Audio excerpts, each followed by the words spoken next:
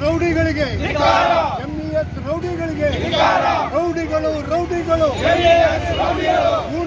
ಗೂಂಡಾಗಳು ನಿಷೇಧಿಸಿ ಗಡಿಪಾರು ಮಾಡಿ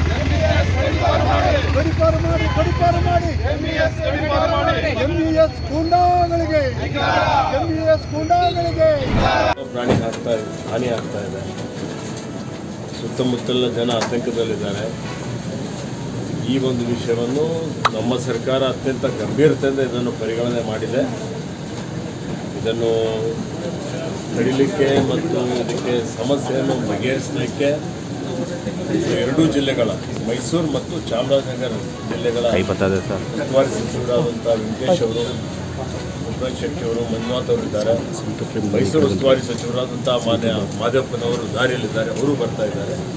ಮತ್ತು ನಮ್ಮ ಎಲ್ಲ ಹಿರಿಯ ಅಧಿಕಾರಿಗಳು, ನಮ್ಮ ಅರಣ್ಯ ಇಲಾಖೆಯ ಏನು ಪ್ರಧಾನ ಮುಖ್ಯ ಅರಣ್ಯ ಸಂರಕ್ಷಣಾಧಿಕಾರಿಯವರು, ಇನ್ನೋರ್ವ ಪ್ರಧಾನ ಮುಖ್ಯ ಅರಣ್ಯ ಸಂರಕ್ಷಣಾ ಅಧಿಕಾರಿ ನಮ್ಮ ವೈಲ್ಡ್ ಲೈಫ್ ಅವರು, ಈ ಥರ ಎಲ್ಲ ಅಧಿಕಾರಿಗಳಿಗೆ ಈ ಒಂದು ಸಭೆ ಆಯೋಜನೆ ಮಾಡಲಿಕ್ಕೆ ನಾನು ಹೇಳಿದ್ದೇನೆ. ಸನ್ಮಾನ್ಯ ಮುಖ್ಯಮಂತ್ರಿಗಳ ಜೊತೆಯಲ್ಲೂ ಚರ್ಚೆ ಮಾಡಿದ್ದಾರೆ.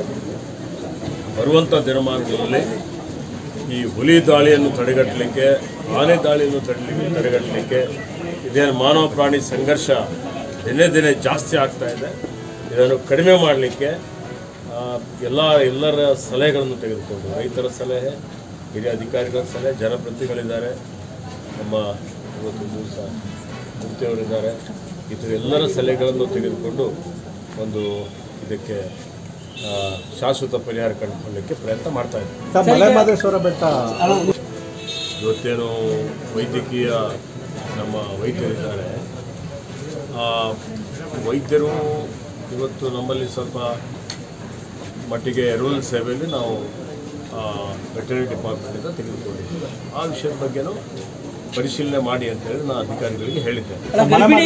ಸ್ಥಳಾಂತರ ಮಾಡೋದು ಹೇಗೆ ಅಂತ, ಯಾಕೆಂದ್ರೆ ಅದು ಕಾನೂನು ಬಾಹಿರ, ಮತ್ತೆ ಅನಸ್ತೇಶಿಯಾ ಕೊಟ್ಟಿದ್ದು ಹೇಗೆ ಅಂತ ಸಾಕಷ್ಟು ಪರಿಸರವಾದಿಗಳು ಪ್ರಾಣಿಗಳಿಗೆ ಸ್ಥಳಾಂತರ ಮಾಡುವಂಥದ್ದು ಇರ್ಬೋದು, ಅದಕ್ಕೆ ಡಾಟಿಂಗ್ ಮಾಡುವಂಥದ್ದು ಇರ್ಬೋದು, ಸೆರೆ ಹಿಡಿಯುವಂಥದ್ದು ಇರ್ಬೋದು, ಅದಕ್ಕೆಲ್ಲ ಒಂದು SOP ಇದೆ. SOP ಪಾಲನೆ ಮಾಡಿದಾರೆ ಇಲ್ಲ ಅಂತ ಹೇಳಿ ನಾನು ತನಿಖೆ ಮಾಡಿ ವರದಿ ತರಿಸ್ಬೋದು. ಅವ್ರ ವಿರುದ್ಧ ಏನೋ ಕ್ರಮ ಕೈಗೊಳ್ತೀರಾ ಸರ್? ತನಿಖಾ ವರದಿ ಬಂದ ಮೇಲೆ ಮುಂದಿನ ಕ್ರಮ ಅಲ್ಲ.